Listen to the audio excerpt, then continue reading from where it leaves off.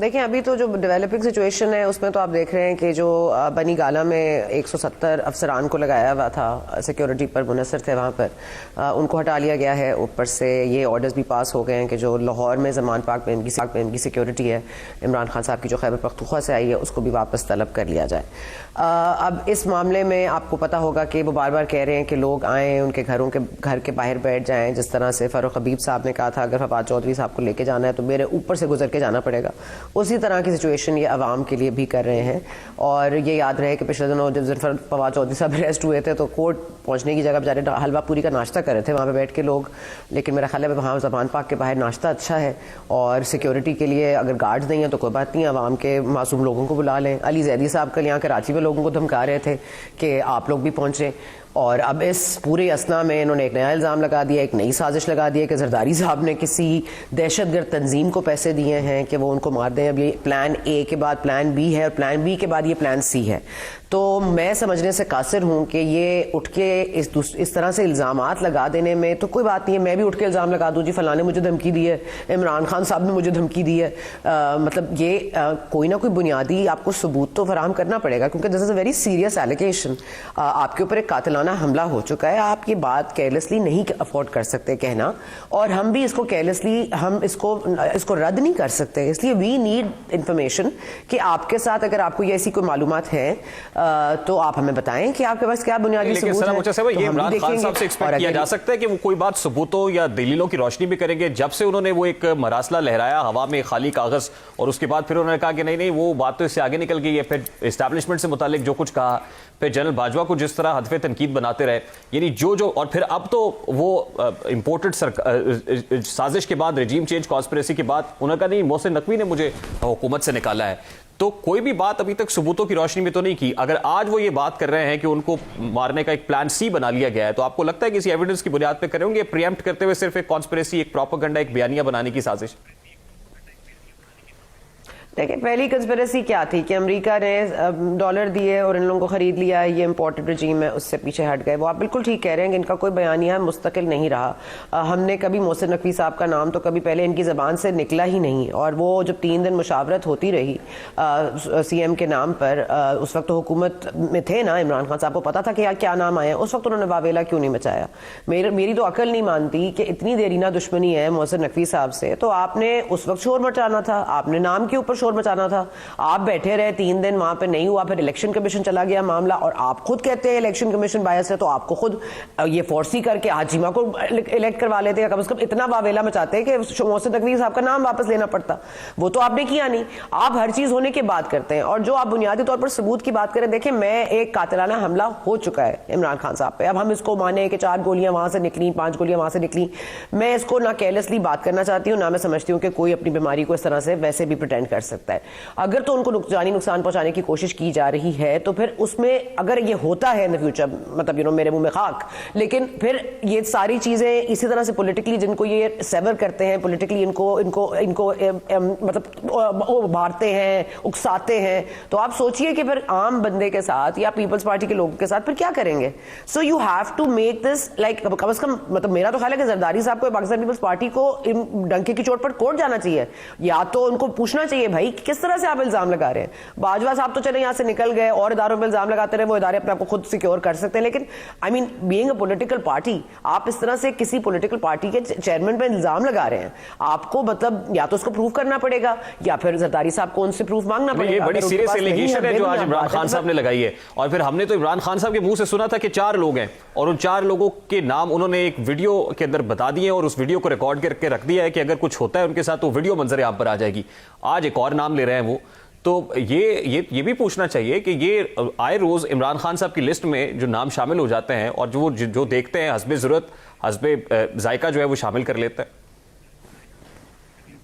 نہیں مجھے تو سمجھ نہیں آ رہی آج کل زرداری صاحب سے ان کو بہت پرابلم ہو رہی ہے. پہلے ان کو محسن نقوی صاحب کو ان سے ریلیٹ کر کے ان کو ملائن کرنے کی کوشش کی, پھر اب ایک دم سے ان کو پیپلز پارٹی کے خلاف ایک جنون سوار ہو گیا ہے, وہ نواز شریف اور مریم کے اوپر تھوڑا ہولا ہاتھ ہو گیا ہے. مجھے تو سمجھ نہیں آ رہی کہ آج کل زرداری صاحب ان کی پکچر میں ولن کیوں بن گئے ہیں. تو میں تو خیر اس پہ نہیں کچھ کہہ سکتی, لیکن میرا خیال ہے پاکستان پیپلز پارٹی کو اس پہ بہت سخت نوٹس دینا چاہیے, اور ان سے یہ بنیادی طور پر پوچھنا چاہیے, کیونکہ یہ کہہ دینا کہ میں نے ویڈیو بنا دی, بھائی آپ کو قبل از وقت چیزیں پتہ ہوتی ہیں تو ہمیں بھی قبل मुकम्मल वक्त बता दें ताकि फिर मेजर्स कर लिए जाएं.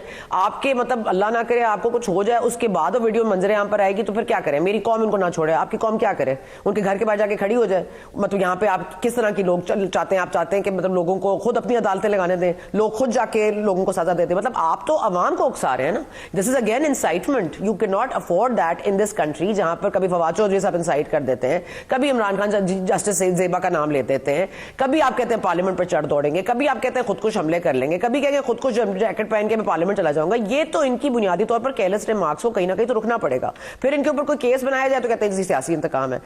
लेकिन अगेन मैं कह रही हूँ क्योंकि चीजें इतनी ज्यादा हैं कि वो आज कह रहे हैं असद उमर साहब के मुझे तो न्यूट्रलिटी नजर ही नहीं आ रही. अब देखिए ना, कहते हैं ना डूबते को तिनके का सहारा बहुत है. इनके पास भी एक इदारा है जिसके ऊपर रिलाय कर रहे हैं, उनके पास भी एक इदारा है जो रिलाय कर रहे हैं, क्योंकि दोनों की अपनी अपनी कॉन्ट्रीब्यूशंस और पॉलिटिकल कोई है तो कोई सक्सेस तो है नहीं जिसको बताना है, जिसको बता सकते हैं. तो एक इदारे पे वो रिलाय कर रहे हैं, एक इदारे पे ये रिलाय कर रहे हैं. अब दोनों इदारों को मलाइन करने से इनको क्या मिल रहा है? अच्छा, ये बड़ी इंपॉर्टेंट बात आपने कर दी है कि एक इदारे पर ये रिलाय कर रहे हैं, और मेरा ख्याल है कि उसी पर नजरें जमाए हुए हैं. आज एक और पिटीशन लेके असद उमर साहब कोर्ट में चले गए हैं, और फिर दूसरी तरफ से जो पीडीएम सरकार है, खासतौर पर मुस्लिम लीग नून के फ्रंट लाइनर है, वो ये कहते हैं कि उस इदारे के अंदर अभी भी वो लोग बैठे हुए जो इनसे बड़ा लाड करते हैं और उनके लाडले हैं ये. तो क्या यही वजह है? मतलब ये वो ठीक कह रहे हैं, ये ठीक कह रहे हैं जिनकी नजरें इस वक्त अदालतों के ऊपर ही और वहां से रिलीफ चाह रहे हैं? और फिर आज फवाद चौधरी साहब जो है वो भी तो जुडिशियल रिमांड पर चले गए.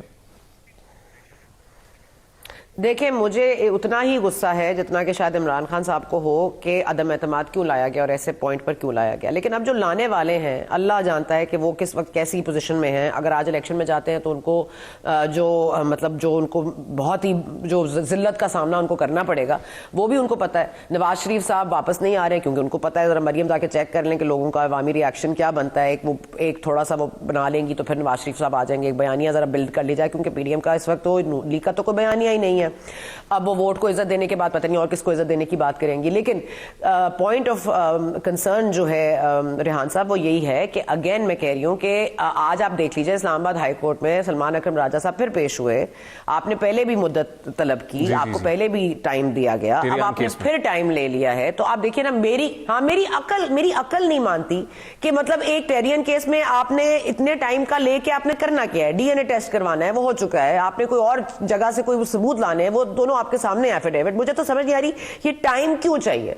मतलब टाइम इसलिए चाहिए कि आप पॉलिटिकली ऐसी पॉइंट पे ले जाएं सिचुएशन को ताकि आपके ऊपर तो कोई भी हाथ ना डाल सके, और आप ऐसे बता दें कि मुझे अगर अरेस्ट करने की बात या तो हुकूमत ने की या कोई अदालत से ऐसा फैसला आया तो देखे जी अवामी रिएक्शन क्या होगा. मुल्क जो वैसी मतलब बेड़ा गर्क हुआ है, मजीद इस पे बेड़ा गर्क हो जाएगा. तो ठीक है, तो फिर मेरा ख्याल है इमरान खान साहब का टाइम बाय करने का तरीका यही है कि हर चीज में टाइम बाय कर लेते हैं. इलेक्शन कमीशन की तौहीन अदालत में कभी फवाद चौधरी साहब कराची में उस दिन वो सुबह 5:30 बजे लाहौर से बरामद हो जाते हैं. पता नहीं कराची टू लाहौर कौन सी फ्लाइट इतनी जल्दी चली जाती है.